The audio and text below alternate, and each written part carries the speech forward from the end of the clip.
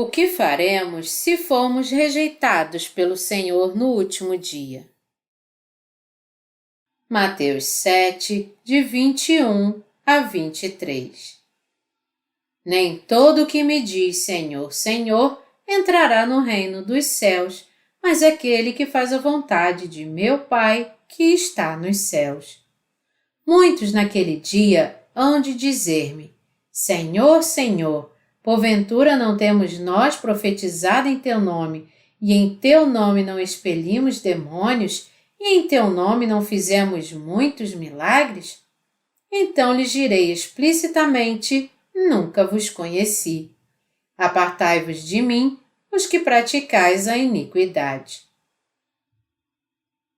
Todos que nasceram nesse mundo estão propensos a se apaixonar pelo menos uma vez na vida. É assim que um homem e uma mulher se tornam um só no casamento. Mas para a maioria das pessoas, também existe um tipo de amor que é chamado amor não correspondido. Existe o amor pela metade, em outras palavras, que se preocupa muito pouco com o que os outros sentem e com suas intenções. São poucos os tipos de amor assim que realmente geram frutos inteiros. Na maioria dos casos, acaba sendo o amor pela metade para uma só pessoa. Nesse caso, ele geralmente é esquecido com o tempo, permanecendo apenas como uma lembrança distante de uma dor no coração no passado. Mas existe também o amor obsessivo, que é muito pior do que o amor não correspondido. Há pessoas que são obcecadas pelo objeto do seu amor, mesmo que sejam rejeitadas muitas e muitas vezes. Em casos extremos, um amor obsessivo assim pode levar alguém a matar a pessoa amada. Estas pessoas obsessivas geralmente pensam e acreditam que a outra pessoa as ama de verdade também, quando de fato esse não é o caso. Essas pessoas estão sofrendo um tipo de doença mental. No amor, a vontade de cada um é muito importante, assim como o som dos aplausos só podem ser produzidos quando as duas mãos trabalham juntas. Amar alguém sinceramente, mas por si mesmo, não é o amor verdadeiro. E se até mesmo o amor desse mundo é assim, muito menos pode ser o amor não correspondido comparado ao amor entre Deus e o ser humano. Deus nos disse que Ele ama a todos igualmente. Ele abençoa e ama todos aqueles que compreendem o seu amor corretamente e o aceitam com gratidão pela fé. Ele traz incondicionalmente a eles a salvação do pecado. Contudo, para aqueles que ao contrário rejeitam isso, ele traz sua ira sobre eles e os rejeita. A razão disso é porque o amor destes para com Deus é falho. Deus disse em Mateus que ele não conhece tais pessoas. Quando essas pessoas disseram a ele: Senhor, Senhor, não profetizamos nós em teu nome, e em teu nome não expulsamos demônios, e em teu nome não fizemos muitas maravilhas? O Senhor vai declarar a eles então: Nunca vos conheci. Apartai-vos de mim, os que praticais a iniquidade. Mateus 7, 23. Vamos pensar por um momento o que aconteceria quando aqueles que não creem no Evangelho da Água e do Espírito chegassem diante de Deus com todos os seus pecados intactos. Eles vão tratar o Senhor como se estivessem tratando com outro ser humano. Nós podemos imaginar a seguinte conversa acontecendo entre uma pessoa assim e o Senhor Jesus. Como vai, Senhor? Quando eu vivia na terra, eu sempre imaginei que o Senhor fosse maravilhoso, mas é uma honra ainda maior para mim encontrá-lo aqui. Obrigado, Senhor. Tu me salvaste desta maneira. E mesmo que eu ainda tenha alguns pecados em mim, já que acreditei no Senhor, eu tenho certeza que fui salvo. Bom, agora eu irei para um lugar bonito que tu preparaste para mim. Até logo, eu o vejo mais tarde. E quando esse homem tentar sair da sua presença, o Senhor o chama de volta, porque ele tem algumas palavras para dizer a ele. Espere! Aqueles que têm pecado não podem ir para esse lugar. Bom, é verdade que ainda há pecado em mim, mas eu acho que mesmo assim eu posso ir para lá, porque eu creio em Jesus como meu Salvador. Não, a coisa não é bem assim. Ainda há pecado em você, não há? Bom, há sim. Então ainda há pecado em mim. Então, como você ousa ir para o lugar que eu preparei somente para os que não têm pecado? Ouçam! Joguem esse sujeito no fogo eterno para que ele sofra para sempre. Mas antes que eles façam isso, você tem que confessar seus pecados primeiro. Assim, o homem confessa abertamente e sem hesitar todos os pecados que ele antes havia cometido, dizendo: Bom, quando eu vivia no mundo, eu cometi estes e estes pecados. O Senhor então dirá a ele: Tudo bem, já é o suficiente. Você está mais do que preparado para ir para o inferno. Já que você tem pecados, vá para o inferno, onde é agradável e quente para um homem como você. O quê? Mas lá no mundo eu acreditei no Senhor. Eu profetizei em teu nome. Eu dei testemunho a tantas pessoas. Eu vendi minha casa para te servir. Eu ajudei muito aos órfãos. Eu ia frequentemente aos cultos de domingo. Eu curei muitas pessoas enfermas. Eu jejuei e me sacrifiquei muito pelo Senhor. E então, achando que tudo isso era simplesmente muito injusto, ele range os dentes tão ferozmente que parece que seus dentes vão quebrar. Podemos imaginar que a odontologia faria muito sucesso no inferno. Mas falando sério, todos os pecadores, mesmo aqueles que tenham crido em Jesus ou não, se eles não crerem em Jesus dentro da verdade do Evangelho da Água e do Espírito, todos eles estarão, então, condenados a ser lançados nesse lugar de fogo eterno. Em Jeremias 17:1, Deus diz: O pecado de Judá está escrito com um ponteiro de ferro e com diamante pontiagudo, gravado na tábua do seu coração e nas pontas dos seus altares. Judá aqui se refere à tribo real dos israelitas, e Deus usou essa palavra para se referir a todo o povo de Israel.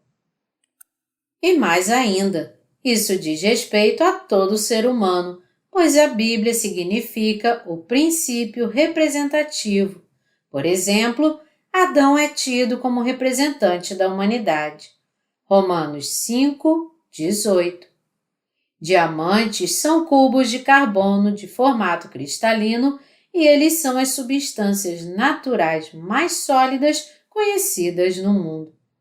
Então, quando é dito aqui que os pecados das pessoas são escritos na tábua de seus corações com ponta de diamante, isso não pode ser apagado a não ser que eles sejam lavados de seus pecados por crerem no Evangelho da Água e do Espírito. Portanto, para os pecadores que ainda não receberam a remissão dos seus pecados, todos os pecados que eles cometeram estão escritos na tábua de seus corações. Não importa o quanto eles tenham conhecimento em teologia sistemática, possuam um diploma de doutorado em teologia, deem aulas de teologia como professores de seminários ou tenham altos cargos na igreja. Os pecados que estão escritos na tábua de seus corações não podem ser apagados por eles crerem em qualquer outra coisa a não ser no Evangelho da Água e do Espírito. É por isso que quando essas pessoas oram a Deus, nós os vemos confessar que ainda são pecadores, porque a tábua de seus corações estão cheias com seus pecados. Pelo fato dos pecadores não poderem ter comunhão com a verdade, mesmo que eles queiram, eles frequentemente se dedicam a orações no monte, jejum, falar em línguas e ter visões a fim de encontrar o Senhor por meio das chamadas experiências místicas.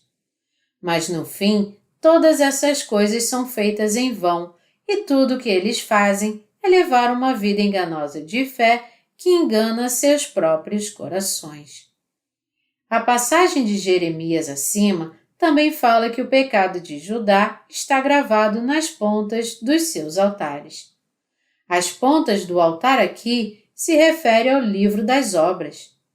Existem 2 livros no reino de Deus, o livro da vida e o livro das obras. Apocalipse 20, 12. No livro das obras, Deus escreveu nos mínimos detalhes cada iniquidade de todos os pecadores. Portanto, se esses pecadores não crerem no Evangelho da Água e do Espírito, eles nunca escaparão da sua condição de pecadores enquanto viverem nesse mundo. Todos aqueles que procuram ter apagados os pecados que estão escritos na tábua dos seus corações, sejam eles quem forem, devem crer no Evangelho da Água e do Espírito, pelo qual Jesus os salvou da mais perfeita e apropriada maneira, levando todos os seus pecados por meio do batismo que ele recebeu de João e do sangue que ele derramou na cruz. Então, seus nomes poderão ser escritos no livro da vida e somente então eles poderão se tornar filhos de Deus. Seus nomes estão escritos no livro da vida agora? Todos terão que comparecer diante do trono do juízo de Deus algum dia. Vamos imaginar aqui que um crente do Evangelho da Água e do Espírito esteja diante de Deus naquele dia. Deus dará ordem aos seus anjos, dizendo: veja se o nome dele se encontra no livro da vida. Então os anjos procurarão e, com certeza absoluta, seu nome estará escrito nele. Deus então dirá a ele: meu querido filho, quando você estava lá na terra, você teve seus pecados lavados ao crer no Evangelho da Água e do Espírito que eu concedi a você gratuitamente. Você então trabalhou duro para mim e derramou muitas lágrimas por mim também. Eu vou fazer com que nunca mais nenhuma lágrima seja derramada de seus olhos. Não haverá mais sofrimentos e Satanás nunca mais te causará problema algum. Muito bem, filho meu. O Senhor dará ordem aos seus anjos para coroá-lo. Obrigado, Senhor. Essa é uma grande honra para mim. Tragam uma coroa para ele e coloquem-na sobre sua cabeça. Eu sou totalmente grato, Senhor. Ter me salvado dos meus pecados para mim já foi suficiente para estar infinitamente em débito contigo, e ainda assim o Senhor vem me coroar agora pelo pouco trabalho que eu fiz para o Senhor? Obrigado, Senhor. Para mim, já basta que tu tenhas me salvado. Poder entrar no seu reino e lá viver para sempre já é uma recompensa suficiente para mim. Então, eu posso entrar no céu agora? Claro, tragam um anjo. Deixe o milionésimo Filho de Deus cavalgar sobre suas costas. Então, o anjo designado virá e dirá a ele: aqui estou, meu Senhor. Por favor, suba nas minhas costas. É muito confortável. Vamos a um lugar que seja bonito. O anjo então começa a bater cuidadosamente suas asas para voar. O Senhor gostaria de dar um passeio, meu Senhor? Uau! É tão maravilhoso aqui! Qual o tamanho desse paraíso? Bom, eu tenho voado por aqui por bilhões de anos, mas eu nunca vi onde ele acaba. Verdade? Você pode me colocar no chão agora. Eu devo ser bem pesado para você. Meu Senhor, nós nunca ficamos cansados aqui no paraíso. Mesmo? Obrigado. deixe eu dar meu primeiro passo no chão do paraíso. Então, onde estão os outros justos que vieram para cá antes de mim? Eles estão ali. Vamos lá então para vê-los. Então, o crente encontra todos os justos que foram antes dele, tem comunhão eterna com eles, com todo o desejo do seu coração. Tudo isso pode parecer uma fantasia, mas é o que realmente vai acontecer a todos aqueles que crerem no Evangelho da Água e do Espírito. Como são abençoados aqueles que foram salvos porque creram no Evangelho da Água e do Espírito. Todavia, há tantos idiotas espirituais no cristianismo hoje em dia que são teimosos demais para aceitar o dom gratuito de Deus, que é o Evangelho da Água e do Espírito. Essas pessoas, mesmo que creiam em Jesus, na verdade descreem, porque elas não conhecem o Evangelho da Água e do Espírito. É torturante ver como elas desesperadamente se apegam à sua falsa fé quando o verdadeiro Evangelho é mostrado tão claramente a elas. Se as pessoas querem realmente ser salvas dos seus pecados, elas então devem crer com seus corações no Evangelho da Água e do Espírito, que nos diz que Jesus aceitou todos os pecados do mundo ao ser batizado por João, Mateus 3, de 13 a 17, e suportou o castigo pelos nossos pecados, derramando seu sangue na cruz em nosso lugar. Nós não podemos tentar entrar no céu crendo em qualquer coisa que apareça, porque Deus é justo no que se refere à questão do pecado e da salvação, e Ele não é meramente um homem de bom coração que mora ao nosso lado e sempre tolera tudo e todo mundo. Deixa eu te contar uma história engraçada. Alguém foi ao paraíso e num canto tudo o que ele viu foi toneladas de orelhas e lábios empilhados. Quando uma pessoa perguntou a alguém a razão de tudo aquilo, o anjo explicou a ela que eles estavam ali porque somente os lábios e as orelhas foram salvos. Quando cremos no Senhor, é absolutamente necessário que creiamos no Evangelho da Água e do Espírito do fundo dos nossos corações, e assim seremos salvos de todos os nossos pecados por causa dessa fé de uma vez por todas. Muitos cristãos que ainda estão com seus pecados intactos diante do Senhor e atualmente creem em Jesus, acham que não terão problemas para entrar no céu, apesar dos seus pecados ainda estarem com eles. Mas nosso Senhor dirá a eles: eu não posso considerá-los justos quando vocês de fato ainda estão com todos os seus pecados. Eu já remi todos os pecados com o Evangelho da Água e do Espírito enquanto vocês estavam no mundo, e mesmo assim vocês se recusaram a crer nesse Evangelho com seus corações. Vocês entendem o que eu quero dizer? Ouçam! Lancem agora essas pessoas que não creram em mim no fogo eterno. Se ainda há pecado em seus corações, mesmo que vocês creiam em Jesus, então enquanto vocês estiverem nessa terra, ouçam o Evangelho da Água e do Espírito, creiam nele e recebam a remissão dos seus pecados que Deus concede a vocês gratuitamente pela sua abundante graça. Vocês devem entender que as almas que não fizerem assim serão todas lançadas no fogo eterno do inferno no mundo vindouro. Aqueles que afirmam não ter pecado, mesmo que seus pecados ainda permaneçam em seus corações, não estão fazendo outra coisa senão zombando de Deus e tentando enganá-lo. Quando chegar o dia de Deus julgar esse mundo, eles irão entender a grande diferença que há entre os justos e os pecadores.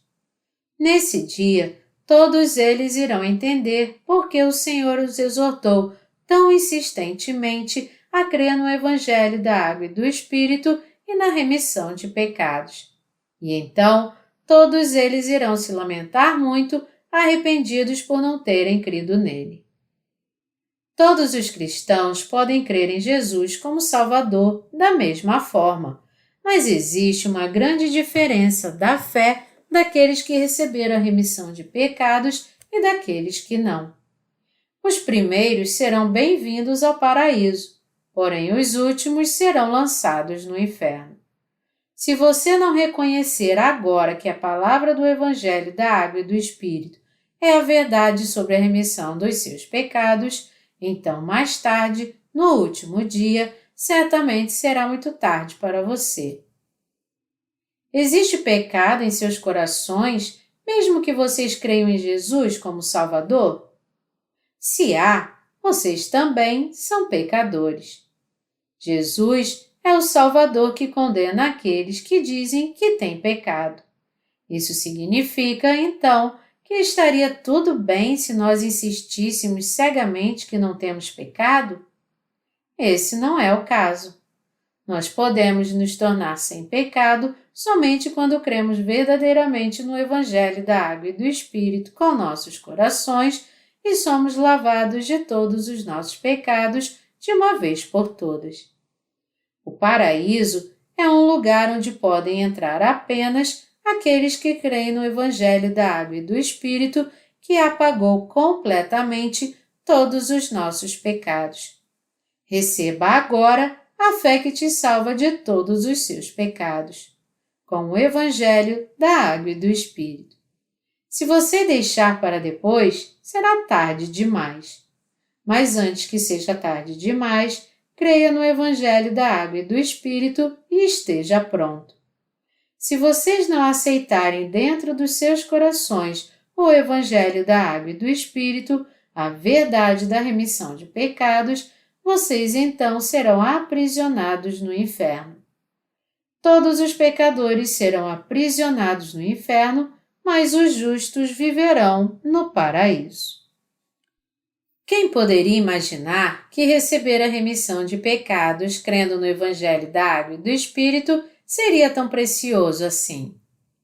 Aqueles nesse mundo que ouvem o Evangelho da Água e do Espírito e creem nele são verdadeiramente afortunados.